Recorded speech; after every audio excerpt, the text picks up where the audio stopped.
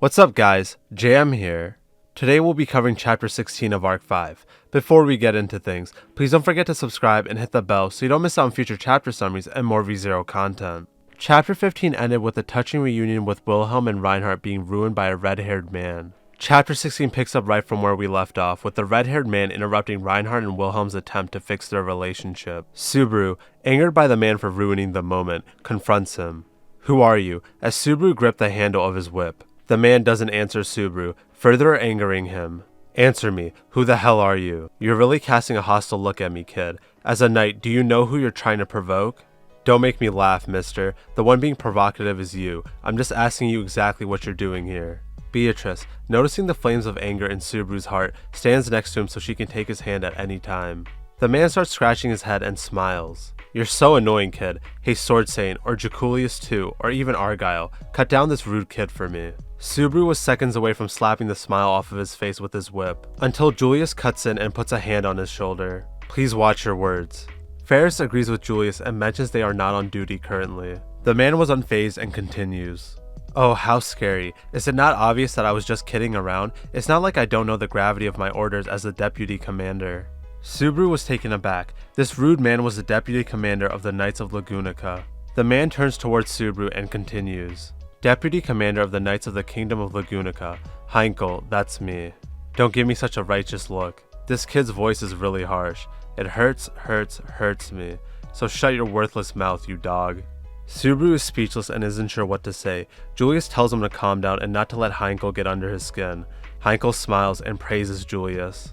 "A worthy reply. To show that respect as a knight, you truly are the Knight of Knights." "Allow me to accept the compliment, Deputy Commander Heinkel. If I may ask, what is the reason for your visit?" "If my memory serves me correctly, your duty as Deputy Commander should be guarding the capital." Heinkel tells Julius there's no need to worry as Marcus alone is capable enough to protect the capital. Wilhelm, who had been quiet this entire time, yells in anger. "Heinkel! Heinkel! Just calling me once is fine. I've yet to lose my hearing from old age." "Well, treat that as nonsense and ignore it. Most importantly, this isn't a very nice feeling. Obviously I want to congratulate you for your defeat of the White Whale, but you've been avoiding me. This is a feat that took 14 long years to accomplish after all. I think that I also have the right to join the celebrations. Isn't that the case, father?" Heinkel turns his attention towards Reinhard, who had been quietly watching this entire time. "Reinhard, what about you? Shouldn't you also be congratulating father on the burden that's been lifted off of his shoulders? At least offer him some nice words. That said, with this, father has finally avenged the previous Sword Saint who you murdered, isn't that right?" Subaru was shocked and struggled to process what he just heard. Previous Sword Saint murdered? Heinkel hears Subaru and tells him that he's correct. "Yeah, the murdered previous Sword Saint. Our current Sword Saint is the most powerful hero of our day, but that was something he got from killing his own grandmother. Although that was hidden from the public." Wilhelm, angered by Heinkel's actions, demands him to stop. Heinkel sighs and continues. "If you want to say something that's nice, then please stop, father. The reason is that you simply don't have the right to disagree with me. After all, when the last Sword Saint died, the first to condemn Reinhard was none other than you." Wilhelm went quiet instantly. Subaru was hoping that Reinhard or Wilhelm would speak up and deny the accusations being thrown at him. Unfortunately, they remained quiet. Heinkel taunts Reinhard and Wilhelm, asking them if it's hard for them to talk now. He continues by mentioning that his dead mother is still cursing them and all three of them have not been forgiven. Subaru, who's still in shock, realizes who Heinkel is. Heinkel von Astrea. Heinkel corrects Subaru. "Don't attach the von to my name, kid. I haven't been given that honor. It's just Heinkel Astrea." Subaru's confused and isn't sure what to say. Amelia, who had been quiet this entire time, confronts Heinkel. She demands to know why he was here ruining their peaceful meal. Heinkel tries to change the topic by asking if she's Amelia the Half-Witch. Amelia ignores him and continues to ask why he was here. Felt, Anastasia, and Krush back Amelia up as well. Julius agrees with Amelia and the others, then mentions that Heinkel should leave, until he is interrupted by a confident voice. "There is no need for that, commoner. So all of the trivial people have arrived? You've prepared a stage of mine debut. You deserve praise for your behavior." Everyone in the room turned to the direction of the voice. It belonged to none other than Priscilla, the only candidate who was not invited to Priscilla. Priscilla isn't too pleased by the entire room staring at her in silence, and mentions that they should be bowing down to her. Subaru breaks the silence by mentioning how that only happens with gods or if she becomes the ruler in the first place. Priscilla turns to Subaru after hearing him mutter, "Who are you? I had heard that this would be a gathering of fools who do not know their place and would compete for the throne." Of course they would bring fools who support them, but why is a vulgar commoner like yourself present? Are you for real?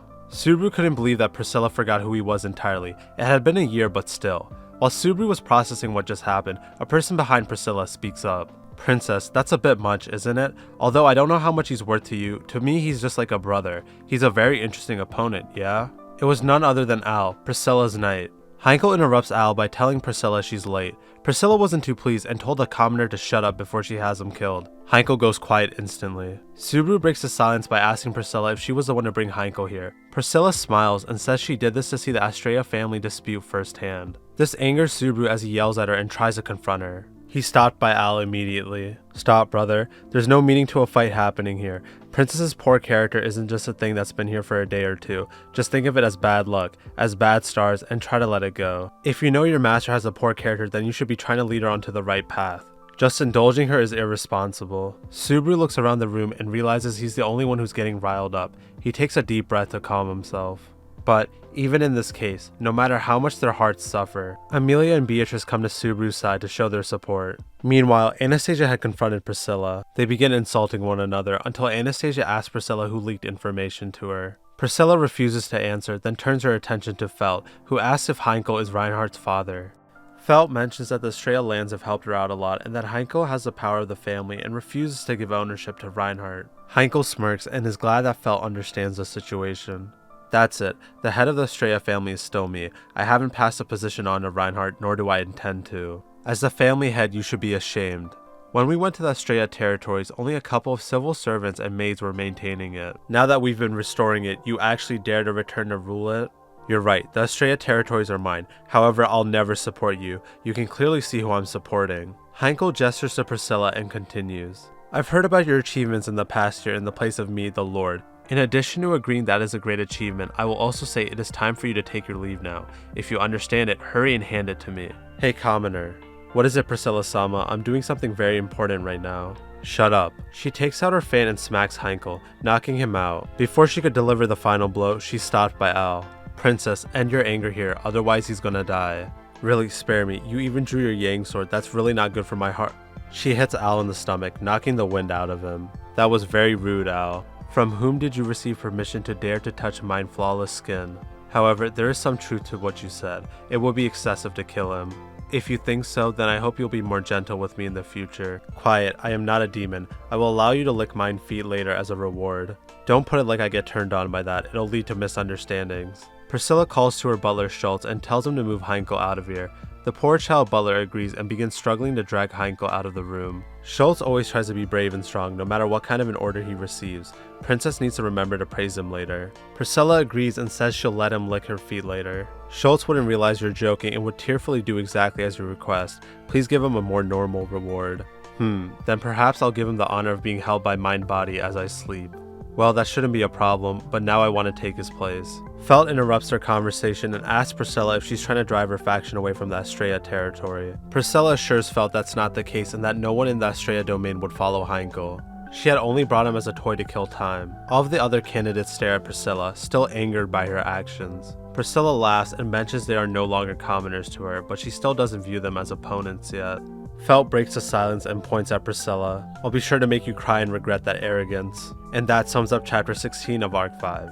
Wow, a lot happened in this chapter. We will be seeing all of the factions in Arc 5. I'm glad that Priscilla and Al are in this arc, as they are the faction we know the least about, and I'm a fan of Al. It's interesting to note that Priscilla doesn't view her opponents as commoners now, but she still doesn't think of them as competition. I wonder how Tappei is going to handle all these factions at once and make it so whatever threat they have to face is strong enough to make us believe they can actually die. But it's hard to do that when you have Reinhard around. Speaking of Reinhard, Heinkel claimed that he killed the previous Sword Saint. If that's true, I did not see that coming. Reinhard isn't the type of person to kill people. We'll just have to wait and see. We also found out that Heinkel is Reinhard's father and their relationship is also terrible. Potentially, Heinkel might have been treated poorly as a child by Wilhelm, and that's why their relationship isn't great as well. I'm surprised that Heinkel is the head of the family instead of Wilhelm. It's odd as Heinkel doesn't have the von in his name like Wilhelm and Reinhard. I think it might have something to do with Wilhelm potentially abandoning the Astrea family to serve Krusch, and since Heinkel was next in line, he inherited all of the land. I hope some of our questions will be answered very soon. Let me know if you guys have any theories, predictions, or thoughts about the chapter or going forward in the comment section. I'll be reading all of the comments, then responding to and discussing 3 to 5 comments in the next video. Alright, now to get into 4 comments of the last video's comment section. The first one comes in from Landon. They wrote, "Glad I found this channel. You got me to start reading ahead myself and really enjoying it when I have time to read." Welcome to the channel, Landon. I'm glad that you decided to join the ReZero web novel journey. Let me tell you, it's a ride. One hell of a ride. I'm honored that I was able to get you to start reading ahead. I hope you enjoy the web novel as much as I do. The second comment comes in from Science Lover. They wrote, "Obviously, a lollycon's first thought when faced with a problem would be kidnapping a lolly. Subaru is Al who? Subaru is lolicon seems likely." The third comment comes in from Steve. They wrote, "Subaru implementing traditions from Earth to the ReZero world is kinda cool and interesting, not gonna lie. I think it's really unique. The only other isekai protagonist I can think of at the moment is Kazuma from Konosuba. I wonder if Subaru will introduce anime to Lagunica." The final comment comes in from Steerman100. They wrote, "I'm going to make a jam growth diary now." Sheesh, I can't call the FBI on you because 1, I know you're keeping one, and 2, I'm not a lolly and I'm over the age of 18. With that being said, thank you so much for the support as always. If you don't want to miss out on future Arc 5 summaries and more ReZero content, please consider subscribing and hitting the bell. Thank you for watching, and I hope you all have a great day.